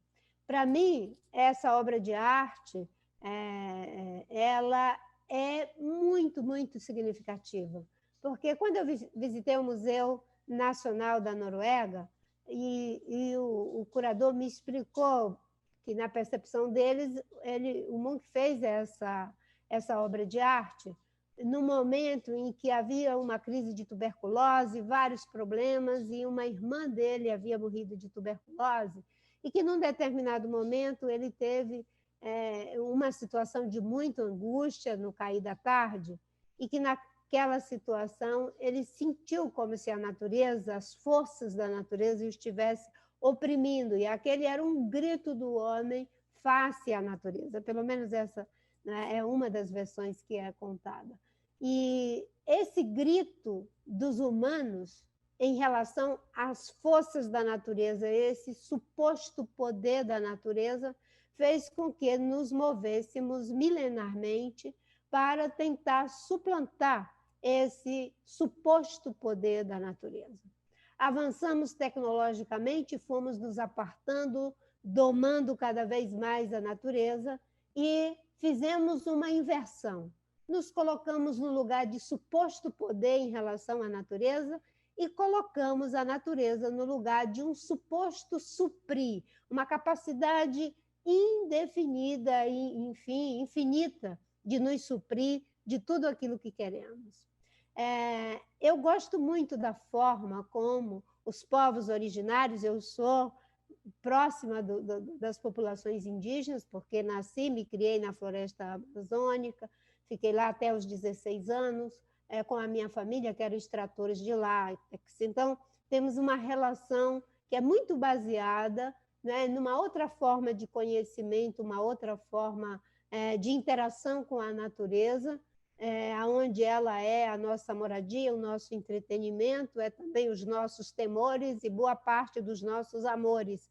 Né? Não olhamos para as florestas como se fossem apenas florestas, mas conseguimos enxergar uma quantidade enorme de texturas, de cores, temos uma variedade enorme de sons acústicos e tantas coisas que fazem com que a natureza e a floresta passe a ser esse lugar que não era só de hostilidade, mas também de acolhimento, de suprimento. Mas na inversão que fizemos na relação com a natureza e a colocamos nesse lugar de capacidade infinita de nos suprir, fomos para esse lugar também de suposto poder em relação a ela. E a nossa tecnologia, a nossa ciência, baseada em postulados denotativos de certo ou errado, que dá uma grande contribuição para a humanidade, que caminhamos até aqui com todos esses ganhos, durante um bom período, era visto como algo que tinha a capacidade de resolver todos os problemas. Até que vem uma crise enorme, e essa crise nos coloca de frente com algo que nós não estamos sabendo direito como lidar, inclusive do ponto de vista subjetivo, que é como lidar com o limite da própria natureza. Achamos que ela era ilimitada, que o nosso poder em relação a ela ia ser linear, de cada vez mais domínio, e agora nos deparamos com o limite da própria natureza e não sabemos bem o que fazer com ele. Por isso que o tema é muito instigante. Quando Freud disse que na luta pela felicidade nós temos 3 coisas que nos fazem sofrer, a primeira que ele elencou foi a natureza. E talvez para a época dele isso fosse muito, muito claro, não é? Mas hoje, uma das coisas que mais nos faz sofrer é os sofrimentos que nós estamos causando à natureza, porque ele volta para nós, porque somos parte da natureza. Ressignificar essa relação, não é? É a gente buscar compreendê-la no contexto de uma melhor relação com a natureza, com a gente mesmo e com as outras pessoas. Quando eu penso o desafio que está posto diante de nós, no caso da América Latina, no contexto de uma grave pandemia, no contexto de uma grave crise econômica, com gravíssimos problemas sociais, de saúde pública, de educação, ainda temos os agravamentos em termos políticos, e eu viria para a realidade do Brasil, aonde os avanços que tivemos no passado, alguns um pouco mais, outros um pouco menos, não é? Agora estão sendo todos destruídos pelo governo Bolsonaro. O governo Bolsonaro é um governo que desrespeita a democracia, tem uma política de negação da realidade da ciência, ele tem uma política de negação da própria pandemia, não por acaso estamos chegando, não é? Caminhamos para 500 mil mortes, algo que poderia, em grande parte, ter sido evitado.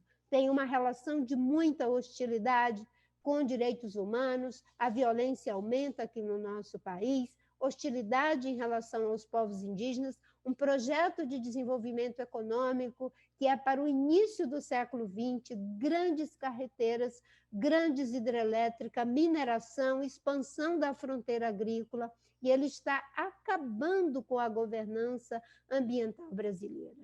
E isso tudo acontece em uma situação em que o Brasil já havia conseguido resolver boa parte desses problemas. O plano de prevenção e controle do desmatamento que foi feito aqui reduziu o desmatamento, como foi dito, né, em 83% durante quase uma década, com todos os ganhos que são conhecidos. E isso foi completamente abandonado, e o que nós temos hoje é, com certeza, um crime de lesa pátria, mas também de lesa nossa região, não é? E de lesa humanidade, porque os brasileiros e brasileiras que estão morrendo de Covid-19, boa parte dessas mortes poderiam ter sido evitadas. Portanto, o desafio que nós temos de repensar a nossa relação com a natureza, de repensar a nossa relação como sociedade, ele se dá em situações bastante, eu diria, pendular. Nós tivemos nos Estados Unidos um presidente da República, tinha uma mentalidade igualmente nefasta ao meio ambiente, a direitos humanos, e que foi superada pela própria decisão do povo brasileiro e que esperamos que isso no Brasil também possa acontecer. Não é? O movimento que está sendo feito de tratar a questão da mudança climática como uma emergência, tudo isso são indicadores de algo que eu considero que a crise política, econômica, social, da relação com o ambiente na América Latina, ela se dá no contexto de uma crise maior, de uma crise mais ampla e profunda. Eu chamo essa crise de uma crise da própria civilização. Nós estamos vivendo uma crise civilizatória. Essa crise, ela se expressa numa crise social, econômica, ambiental, política e de valores. Na minha opinião, são 5 grandes crises que caracterizam uma única crise que eu chamo de uma crise da civilização. Como ela se expressa nas diferentes regiões, como ela se expressa nos diferentes estados nacionais, tem a ver com, enfim, as especificidades de cada região. Mas nós estamos diante de algo que nos obriga a pensar como vamos nos reconectar com a natureza, como também ela um ser de direito, como já foi colocado aqui no debate, e não apenas na perspectiva do direito ambiental, que é o direito para nós. Pensar essa relação tem que nos levar para pensar um questionamento profundo ao modelo de desenvolvimento. Questionar o modelo de desenvolvimento, mesmo nos padrões tradicionais da ideia do desenvolvimento sustentável, é colocar em questão o atual modelo. E por isso que eu digo que é uma crise econômica, social, ambiental, política e de valores. E talvez a crise ambiental seja uma espécie de Armagedon da crise civilizatória que nós estamos vivendo, porque ela tem o potencial de destruir as condições que promovem e sustentam a vida na Terra. A Hannah Arendt diz que os homens, ainda que morram, não nasceram para morrer, nasceram para começar. E eu acho que o que está colocado diante de nós é a possibilidade desses começos. Mas esses começos, eles não podem mais acontecer desconsiderando as grandes contribuições, claro que estão postas pela ciência, elas nos ajudam nesses caminhos, mas também as contribuições advindas do saber narrativo das populações originárias. Um conhecimento que nos ensina sobretudo, porque são capazes de saber escutar, saber perceber e, principalmente, saber fazer o manejo adequado dos recursos naturais pelos conhecimentos que têm associados a esses recursos. Essa capacidade de atravessamento de diferentes saberes poderão nos possibilitar esses novos caminhos e essas novas maneiras de caminhar de que o mundo precisa. Mas, se estamos de fato em uma crise civilizatória, nós teríamos que pensar qual é a base de tudo isso. E é claro que eu situo nos problemas concretos, reais, existentes na natureza, do modelo de desenvolvimento que temos, mas eu diria que ela tem uma forte base política, ela tem uma base forte nos valores. Boa parte das respostas que nós precisamos para resolver o problema da fome, para resolver o problema da emissão de CO2, para resolver o problema do saneamento básico, da produção de alimento para pessoas que vivem com fome. Antes da pandemia já eram quase 2 bilhões de pessoas, agora com a pandemia, só no meu país, são 117 milhões em situação de vulnerabilidade. Boa parte das respostas técnicas já existem. O que falta é o compromisso ético de colocar essa técnica e esse conhecimento para um novo modelo de desenvolvimento que busque, não é, ser, ao mesmo tempo, economicamente próspero, socialmente justo, politicamente democrático, culturalmente diverso e ambientalmente sustentável. Para mim, essas pilastras, elas são o indicador, não é? São a base para pensarmos os novos caminhos e as novas maneiras de caminhar. Agora, é claro que um modelo novo de desenvolvimento não pode ser entendido apenas como uma maneira de fazer.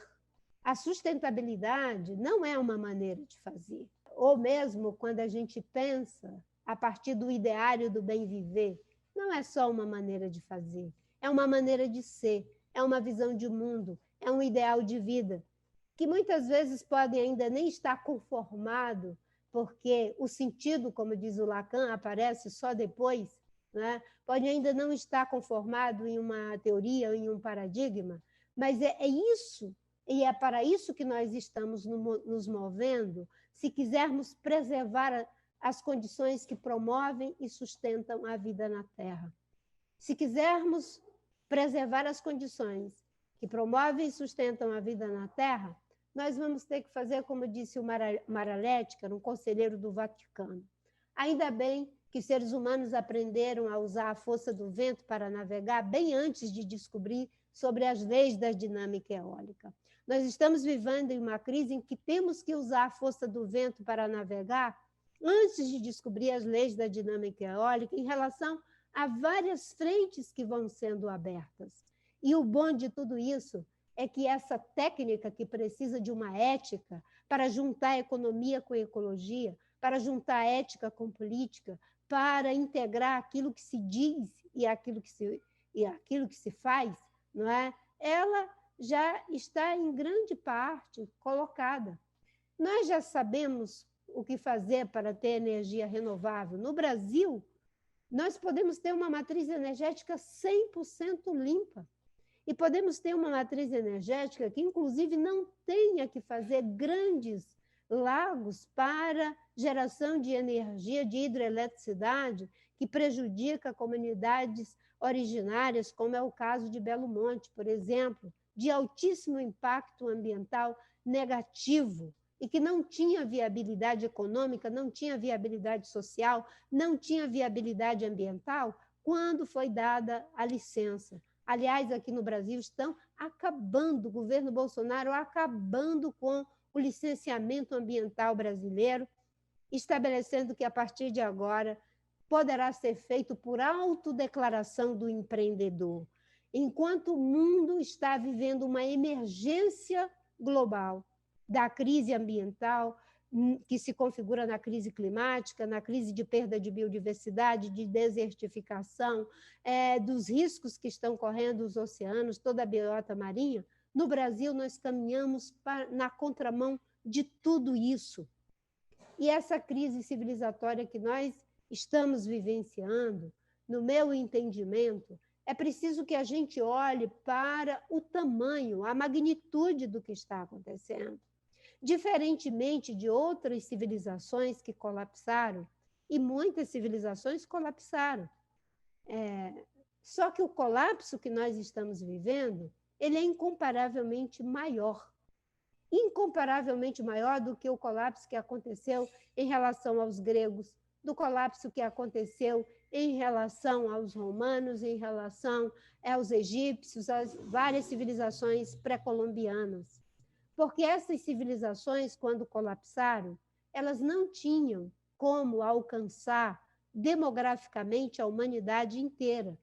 Não tinham como alcançar geograficamente o planeta inteiro. Uma civilização colapsava, a outra estava em florescimento. Mas agora nós temos o poder de alcançar geográfica e demograficamente o planeta inteiro. E se alguém tem dúvida, a questão da mudança climática é um dos maiores exemplos, a pandemia é outro exemplo. Não há onde possamos nos esconder. E na América Latina, que tem uma tradição da esquerda, da direita, do centro, do que for, essencialmente desenvolvimentista, uma visão linear de desenvolvimento, uma visão baseada no crescimentismo, no uso intensivo de recursos naturais. Historicamente é isso que tem acontecido, e mesmo aqueles que se dizem com visão progressista a questão ambiental passa muitas vezes mais como um discurso, como uma estratégia, porque quando chegam no poder, de fato, é muito difícil que essa agenda seja encarada como uma mudança estrutural. E é disso que se trata, é de uma mudança no próprio processo. A infraestrutura deve ser para o desenvolvimento sustentável, a agricultura tem que ser de base sustentável, a economia na América Latina, em várias regiões, pode assumir a forma de uma bioeconomia. No Brasil, por exemplo, nós temos a poderosa Vale do Rio Doce. A Vale do Rio Doce, ela produz 20 mil empregos no estado do Pará, onde ela fica. Mas a cadeia produtiva da bioeconomia do açaí gera 300 mil empregos e não é concentradora de riqueza. A cadeia produtiva da bioeconomia do açaí, ela arrecada mais impostos para o estado do Pará do que a Vale do Rio Doce, que é uma gigante da mineração brasileira.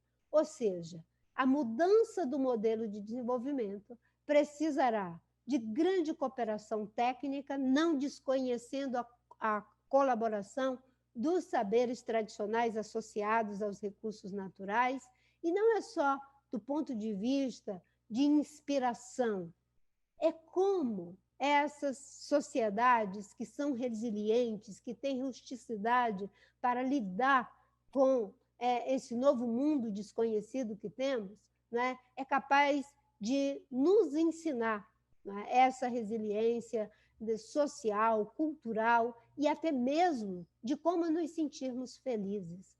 A crise civilizatória que está em curso precisa de um deslocamento.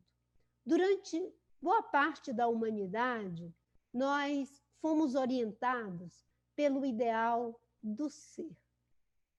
Ainda que esse ideal não tenha garantido que tivéssemos uma melhor relação com a natureza ou com os outros homens. Mas o que nós buscávamos éramos ser algo em profundidade, ontologicamente humano. Os romanos queriam ser fortes, queriam ser grandes. Os egípcios queriam ser imortais. Os gregos queriam ser sábios, queriam ser livres.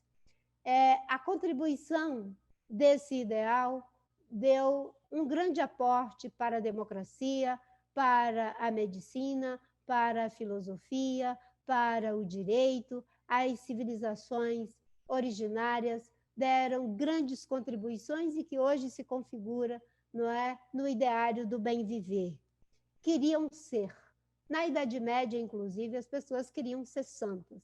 O mercantilismo, que é a base do modelo que temos hoje, não é? Eu gostei da ideia do capitalismo oceno, né, que foi colocada aqui, né? E, claro que o capitalismo é uma invenção humana, portanto, vai remeter sempre ao humano, a esse antropocentro, porque, ainda que seja apenas uma parte que faz essa exploração intensiva dos recursos naturais, com concentração de renda para poucos, né, e prejuízos ambientais e sociais para muitos, mas é uma invenção humana. Não todos os humanos, mas os humanos que têm um poder dominante. Mas o deslocamento que precisaríamos fazer, talvez, é porque no mercantilismo nós saímos, sim, do ideal do ser. Nós fomos para o ideal do ter. Hoje, tudo que fazemos tem a ver com o sentido de nos sentirmos felizes, de nos sentirmos prósperos, de nos sentirmos reconhecidos, porque temos as coisas. Só que nós somos 7 bilhões de seres humanos, mais de 7 bilhões de seres humanos, com capacidade de desejar infinitamente, porque a capacidade de desejar é infinita. E se nos sentimos felizes, se nos sentimos prósperos, se nos sentimos fortes, porque temos as coisas, não há capacidade de suporte para esse ideal civilizatório. E é talvez em função disso que tenhamos chegado aonde chegamos. Por quê? para atender a nossa necessidade de ter, nós precisaremos de muita energia. Descobrimos algo, que foi carvão, petróleo e gás. Só que as civilizações, elas entram em colapso, não é pelos fracassos, a maioria é pelo sucesso. E no nosso caso foi em função do sucesso, gerar energia, da quantidade que geramos para transportar, alimentar, vestir, suprir mais de 7 bilhões de pessoas, não é? É uma invenção fantástica. Só que uma operação que a gente repete indefinidamente acaba entrando em saturação, em colapso. E o que nós chegamos foi no princípio do absurdo, que é quando uma coisa atinge o seu limite, ultrapassa esse limite e se transforma no seu contrário. Dominar a natureza, atingiu um limite e agora se transformou no seu contrário. Há limites para ter, mas não há limites para ser. Não há limites para pintar o melhor quadro, não há limites para fazer a melhor poesia, não há limites para dar a melhor aula. E esse deslocamento é necessário, porque ter uma reconexão com a natureza, uma reconexão uns com os outros, terá que sair dos limites extensivos, aonde nós estamos disputando coisas, nós estamos disputando recursos para limites intensivos, aonde nós buscamos desenvolver cada vez mais habilidade. É esse deslocamento que vai nos fazer sentir criativos, produtivos, livres, mesmo em um planeta que claramente nos limita e que o domínio das forças da natureza, que nós achávamos, não é, que iria nos deixar mais felizes, agora nos criou, né, gravíssimos problemas ambientais, econômicos, sociais, políticos e de valores. E eu acho que uma boa parte da solução desses problemas passa por valores. Não no sentido moralista da palavra valores, mas naquilo que eu falei. Boa parte dos problemas já tem respostas técnicas. O Brasil pode ter respostas técnicas, já tem resposta técnica para o desmatamento, mas nós já fizemos algo que levou o Brasil a que tenha uma destruição de floresta que no governo Bolsonaro aumentou em 47% comparado a 2018. Nós tivemos o mês de abril com maior desmatamento. Já temos respostas técnicas para isso. Nós estamos sacrificando os recursos de milhares de anos pelo lucro de pouquíssimas décadas. E é isso que não pode acontecer. É por isso que nós temos uma geração de jovens que se levantam, como Greta e tantas outras. É porque nós estamos diante de algo que é avassalador, que é o impensável. A destruição da própria vida. Não só da nossa vida, mas de toda a vida. E esse impensável só tem uma saída. Se formos capazes de, com esse olhar, não é, também perceber que a natureza é um ser de direito, também compreender, não é, de que a nossa felicidade, o nosso prazer, não pode ser um gozo absoluto sobre o corpo do planeta. Nós criamos um modelo de desenvolvimento que quer um gozo absoluto sobre o corpo da Terra, sobre o corpo do planeta.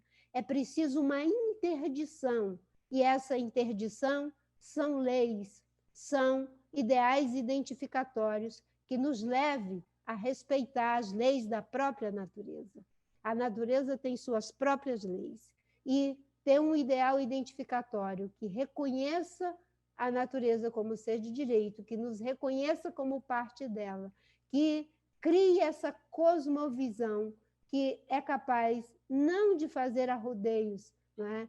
Para poder cada vez mais atalhar aquilo que precisa ser feito. Existe um limite para o crescimento, existe um limite para essa visão de satisfação com base no ideal do ter. E é preciso que a gente se desloque para o ideal do ser. Aqui no Brasil é muito triste verificar a violência que acontece em relação aos povos originários, mas temos uma sociedade que se organiza e a América Latina não é diferente. há uma resistência democrática, há uma resistência socioambiental, há uma resistência que eu espero possa se transformar em políticas de longo prazo, em lugar das políticas de curto prazo, aonde educação, aonde proteção do meio ambiente, aonde respeito à democracia não muda porque mudou o governo, porque mudou o espectro ideológico. É fundamental que se tenha um termo de referência dado pela própria sociedade de que proteger e respeitar as populações originárias com suas formas de produzir, com sua cultura, com sua espiritualidade, é um imperativo ético. É isso que nos faz, não é, poder ressignificar essa relação. Nosso narcisismo, Faber, está nos levando à destruição do planeta. Nós somos capazes, corretamente, de nos enternecer com a Catedral de Notre Dame, mas não temos o mesmo enternecimento com uma floresta quando é destruída. Não temos o mesmo enternecimento quando espécies estão sendo extintas a cada, enfim, a cada ano a lista de espécies em extinção. Porque a catedral fomos nós que fizemos. A natureza nós já encontramos. Portanto, o respeito deveria ser bem maior. E é isso que os povos indígenas nos ensinam, é isso que os povos originários nos ensinam. E é isso que as pessoas que já ressignificaram essa experiência estão aprendendo na academia, nos espaços da política, da arte, em todos os lugares. E é com essa esperança que eu, mais uma vez, cumprimento a todos aqueles, não é? Porque nós temos uma vantagem, cumprimento a todos aqueles que lutam. Nós temos uma vantagem em relação aos que entraram em crise civilizatória antes de nós. Eles não sabiam que estavam em crise civilizatória. Nós sabemos. Nós sabemos que a capacidade de suporte dos ecossistemas estão esgotadas.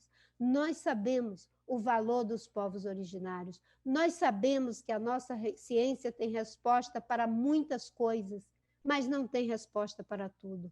Nós sabemos que continuar produzindo e consumindo, nos relacionando uns com os outros, com alta concentração de riqueza e pobreza que é inaceitável no mundo, nós sabemos todos esses problemas e sabemos que isso caracteriza uma crise da própria civilização.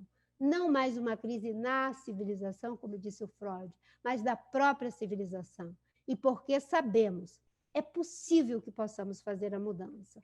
Se antes éramos todos desenvolvimentistas, agora teremos que ser todos sustentabilistas. Haverão os sustentabilistas de esquerda, os de direita, haverão os sustentabilistas conservadores e haverão os sustentabilistas progressistas. Não há alternativa. E é por isso que, quando eu vi no Equador a candidatura do Yaku Pérez, eu tive muita esperança. Mas, de repente, aqueles que se diziam progressistas não eram sustentabilistas. E o Yaku Pérez foi tão desconstruído como eu fui aqui em 2014. Os sinais de mudança, de novas transformações, de novos paradigmas, de novos caminhos, de novas maneiras de caminhar, precisam também de um pouco de humildade daqueles que, com os seus paradigmas políticos, ocuparam a cena política na sua totalidade. Não ser capaz de dar um lugar para o novo, para a complexidade de uma realidade que ainda não tem todas as respostas teóricas, não é? É também uma atitude revolucionária e transformadora. E é isso que a gente não está vendo. Então, como brasileira, como latino-americana, como cidadã do mundo, eu quero desejar a todos que fazem esse esforço para ressignificar essa relação do homem com a natureza, consigo mesmo, com os outros homens, possa ter, digamos, um bom caminho, um bom percurso. Muito obrigada. Muito obrigado, Marina. A gente viu que já esgotou o tempo, mas eu queria pelo menos tomar uma ou duas perguntas dos painelistas, mas só queria agradecer você por compartilhar sua visão maravilhosa, e eu acho que num contexto tão preocupante que gera muito pessimismo, eu adorei como você iniciou e terminou sua fala com uma nota de esperança, e especialmente gostei como você enfatizou essa questão da região não como um problema ambiental, né, mas como um agente de soluções, né, como uma fonte de novas visões para questões socioambientais em uma escala global, né. Então, achei excelente esse ponto e queria agora passar para os outros panelistas para ver se alguém queria fazer alguma pergunta. Want to open to our other panelists to ask any questions if they want. It could be in Portuguese or in Spanish or English. Se posso falar que começou falando de retrocessos e crises mais do que os outros panelistas, mas chegou à mesma noção de transformação e eu sinto muito optimismo, possibilidade, mesmo nos momentos mais difíceis. Sim.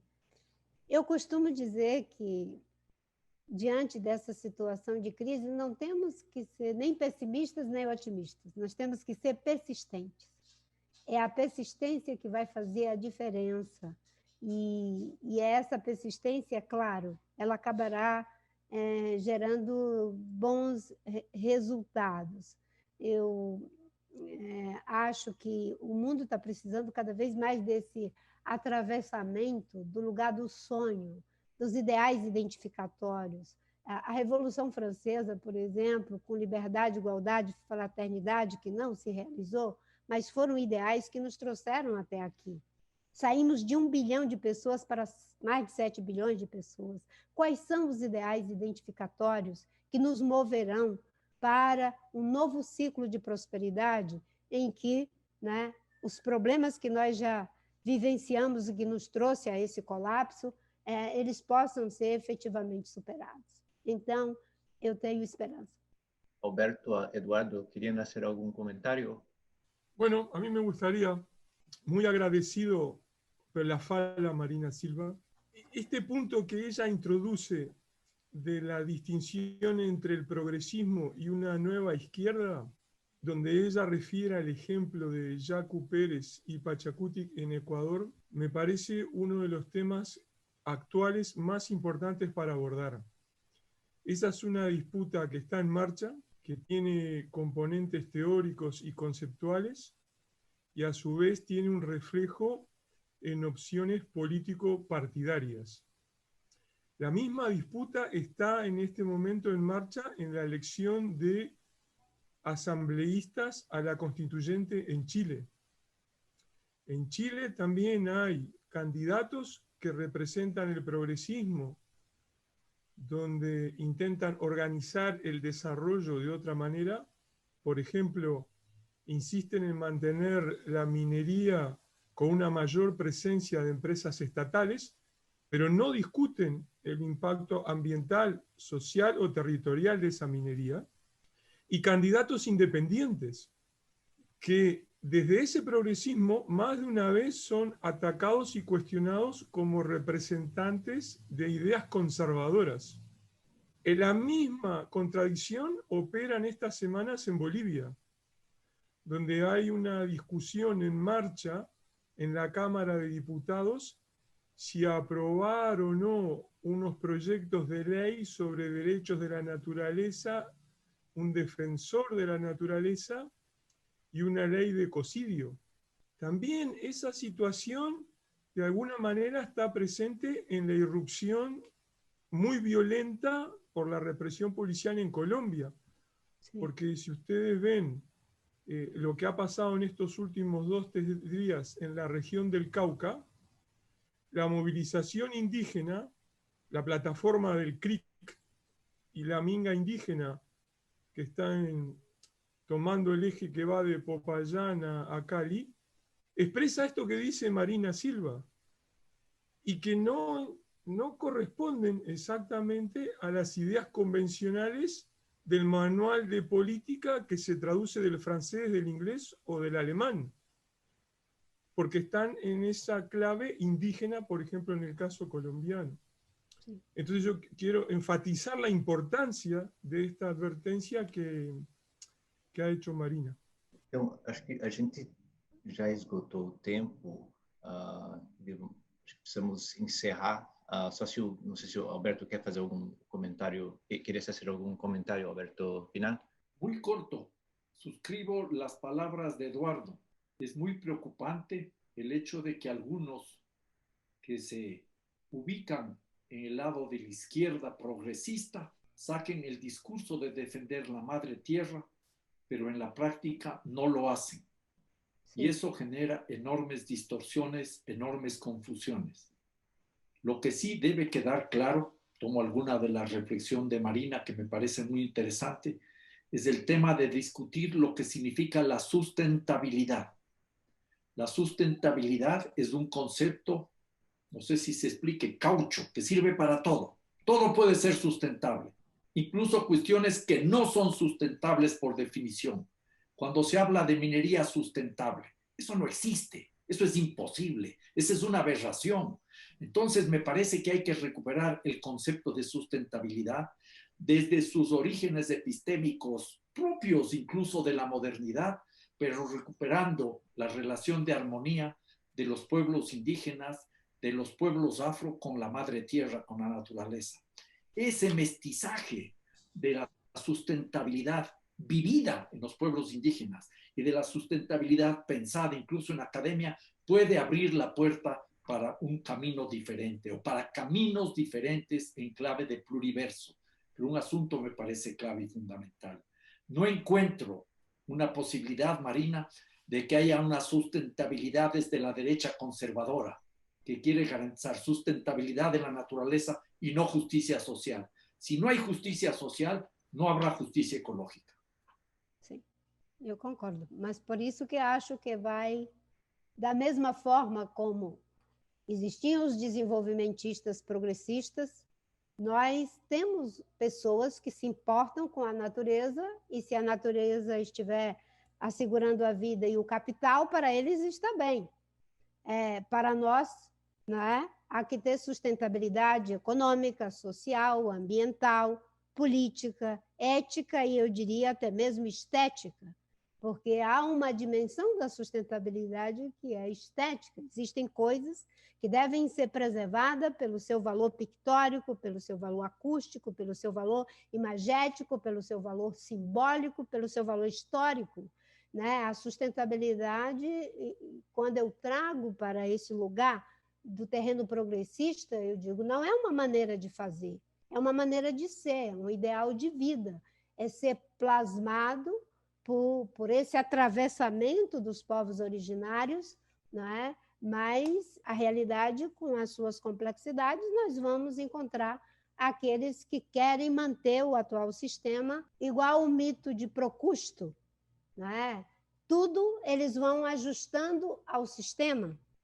No início, combate ferrenhamente, depois, como diz o Ricardo Goldenberg, um psicanalista argentino, dão-lhe as boas-vindas para poder castrá-la, as boas ideias e transformadoras.